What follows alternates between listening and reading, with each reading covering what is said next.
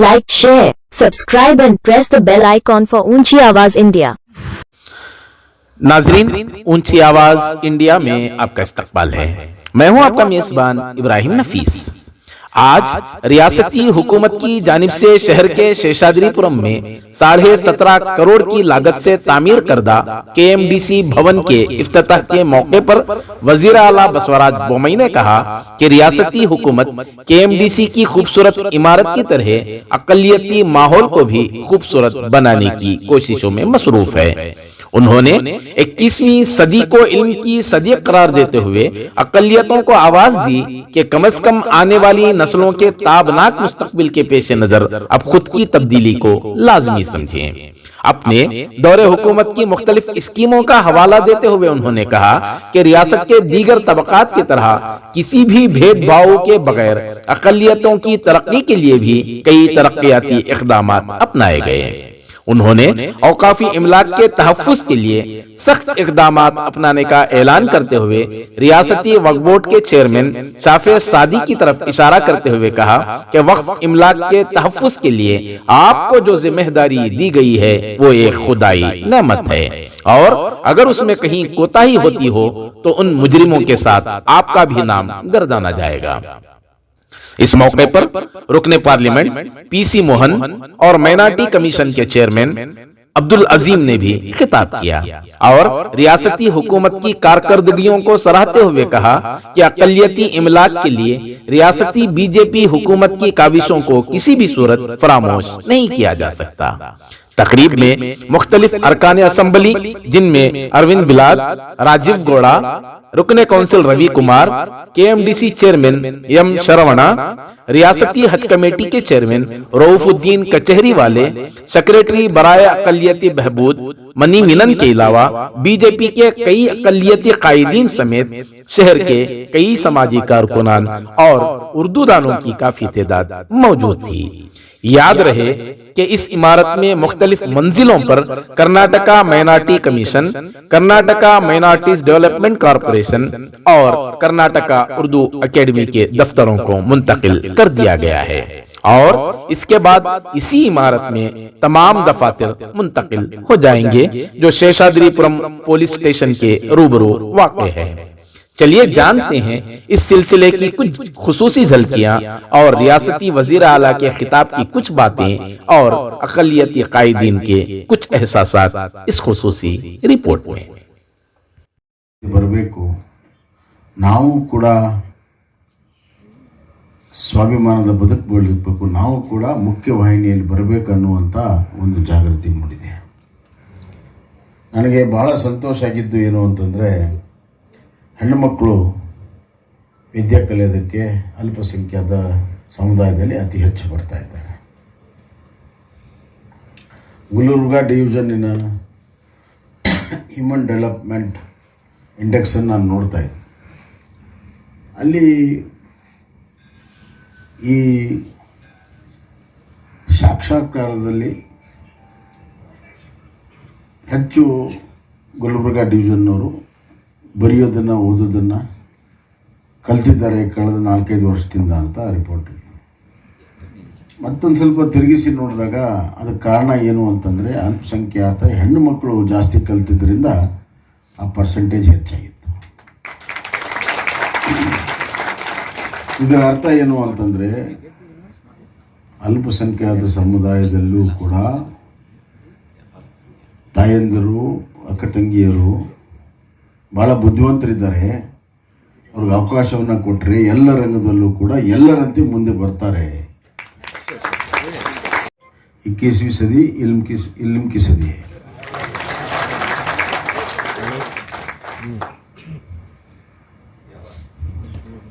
इल्म हासिल करना बहुत जरूरी है। Good sir, good. दुनिया बहुत तेज रफ्तार से जा रही है। उस रफ्तार को पकड़ना है तो इल्म को हासिल करना है।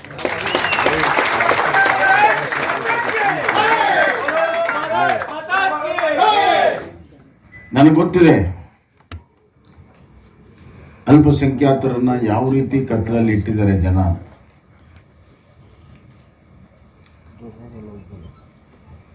ನಿಮ್ಮನ್ನ ಸಮಯ ಬಂದಾಗ ನಿಮ್ಮ ಹೆಗಲ ಮೇಲೆ ಕೈ ಹಾಕಿ ಮಾತಾಡಿಸ್ಬಿಟ್ರೆ ನೀವು ಖುಷಿ ಆಗ್ಬಿಡ್ತೀರಿ. एक बड़े साहब आए थे, मेरे कंधे पे हाथ रख के बात किया, चलो ये नहीं चलेगा, अभी आपकी बच्चों की खातिर आपको बदलना पड़ेगा. ನಮ್ಮ ಸರ್ಕಾರದ ಬಗ್ಗೆ ಭಾಳ ಟೀಕೆ ಮಾಡ್ತಾರೆ, ನಮ್ಮ ಸರ್ಕಾರದ ಬಗ್ಗೆ ಭಾಳ ಟೀಕೆ ಮಾಡ್ತಾರೆ. ಆದರೆ ನನ್ನ ಫೈನಾನ್ಸ್ ಸೆಕ್ರೆಟರಿ ಯಾರು ಗೊತ್ತಾ? सब डेवलपमेंट के लिए पैसा किसके हाथ से आता है? ನನ್ನ ಫೈನಾನ್ಸ್ ಸೆಕ್ರೆಟರಿ ಹೆಸರು Jafar.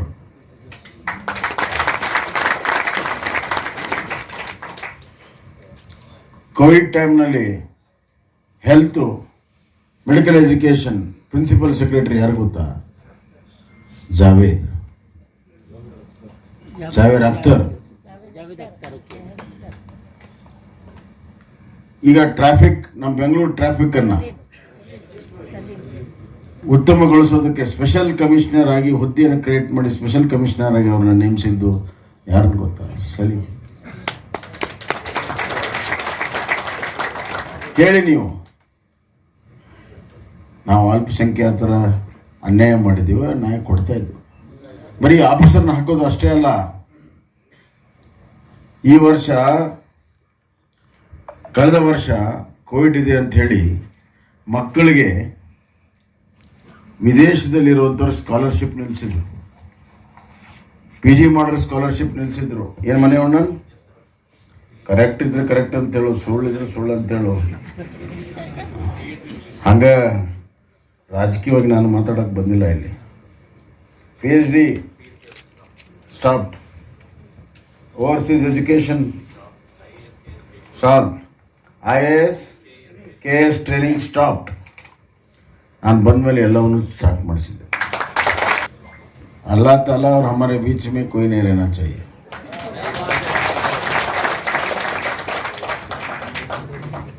More than 2000 crores Waqf property ಖಾಸಗಿಯವರ ಹೆಸರಿನಲ್ಲಿ ಆಗಿಬಿಟ್ಟಿದೆ. ಹೆಸರಿನಲ್ಲಿ ಆಗಿದೆ. ಎನ್ಕ್ರೋಚ್ ಮಾಡಿದ್ರೆ ಬೇರೆ, ಯಾರೋ ಬಡವರು ಏನೋ ಸ್ವಲ್ಪ 5 फीट 10 फीट लिया, ऐसा नहीं है. बड़ा बड़ा एकड़ अपने नाम पे कर दिया है. अभी जाके उसमें तो एक छोटा सा हम मस्जिद बनाते करके दिए थे. क्या है ಎಷ್ಟು ಅನ್ಯಾಯ. ಒಂದು ನಿಮಿಷನಪ್ಪ, ಇದು ಇಷ್ಟಕ್ಕೆ ಸಮಾಧಾನ ನಿನಗೆ? ಏನು ಮಾತಾಡ್ತೀಯ? 2,500 ಕೋಟಿ ಲೂಟ್ ಆಗಿದೆ ಅಂತ, ನಾನು 200 ಕೋಟಿ ಬಂದಿದೆ ಅಂತೀಯ. ಇದೇ ನಿನ್ನ ಚೇಂಜ್ ಆಗ್ಬೇಕು. ನಾ ಆದೇಶ ಮಾಡಿರ್ಬೋದು, ಎಲ್ಲಿವರೆಗೂ ಪೂರ್ಣ ಎಷ್ಟನ್ನು ಒಂದೊಂದು ಇಂಚು ಪ್ರಾಪರ್ಟಿ ವಾಪಸ್ ಬರೋದಿಲ್ವೋ ಅಲ್ಲಿವರೆಗೂ ನೀವು ಸುಮ್ಮನೆ ಕುಂದಿರಬಾರ್ದು, ನಾವು ಸುಮ್ಮನೆ ಕೂತ್ಕೊಳ್ಳೋದು. ಇದು ಎಲ್ಲ ಧರ್ಮಕ್ಕೆ ಅನ್ನಿಸ್ತದೆ. ನಾನು ಯಾವುದು ಒಂದೇ ಧರ್ಮ ಮಾತಾಡ್ತಲ್ಲ. ಆದರೆ ವಾಫ್ ಬೋರ್ಡ್ ಇದೆ, ವಾಫ್ ಕಾನೂನಿದೆ, 100 ವರ್ಷದಿಂದ ನಡೆದಿದೆ. ಅದಕ್ಕೆ ನಾವು ಮನ್ನಣೆಯನ್ನು ಕೊಟ್ಟಿದ್ದೀವಿ. ಅದಕ್ಕೆ ನೋಟಿಫಿಕೇಷನ್ಸ್ ಆಗಿದೆ, ಗೆಜೆಟ್ ನೋಟಿಫಿಕೇಷನ್ಸ್ ಆಗಿದೆ. ಇಷ್ಟೆಲ್ಲ ವ್ಯವಸ್ಥೆ ಇದ್ದು, ರಕ್ಷಣೆ ಇದ್ದು ಕೂಡ ಬೇರೆ ಬೇರೆ ಹೆಸರಲ್ಲಿ ಹೋಗ್ತದೆ ಅಂತಂದರೆ ಹೆಂಗೆ ಸಾಧ್ಯ? देखिए, सूबेदार चत्रम रोड पर यानी शेषाद्रिपुरम में बनाया हुआ ये KMDC भवन आज हमारे रियासत के हरदिल अजीज़ वज़ीर आला ने इसका इफ्तिताह किया है. ये बिल्डिंग जो है 17 करोड़ रुपयों की लागत से बनी हुई है और यहाँ पर 3 ऑफिसेस हैं. एक माइनॉरिटी कमीशन जो फर्स्ट फ्लोर में है, सेकेंड फ्लोर में KMDC है और थर्ड फ्लोर में उर्दू एकेडमी है. ये तीनों ऑफिसेस जो है यहाँ पर हैं. मैं समझता हूँ कि बेंगलोर में ये सबसे बड़ी खूबसूरत आलीशान इमारत जो बनी हुई है, और ये बिल्डिंग रेलवे स्टेशन से वॉकेबल डिस्टेंस है, बस स्टैंड से वॉकेबल डिस्टेंस है, मेट्रो से वॉकेबल डिस्टेंस है। जो भी लोग बाहर से आते हैं उनकी सहूलत का ख्याल रखते हुए ये बिल्डिंग तैयार की गई है। और इतनी स्पेशियस बिल्डिंग है हमारी, आप ऊपर जाकर देखें तो मालूम होगा। माइनॉरिटी कमीशन की ऑफिस जो बनी हुई है वहाँ पे हमारे लिए बहुत ही खूबसूरत चैम्बर बनाया गया है। उसके साथ साथ जो है सेक्रेटरी का चैम्बर भी मेरे बिल्कुल बाजू है। और माइनॉरिटी कमीशन के लिए जो सिविल कोर्ट्स के इख्तियारात दिए गए हैं, कोर्ट कंडक्ट करने के लिए कोर्ट हॉल भी बनाया गया है।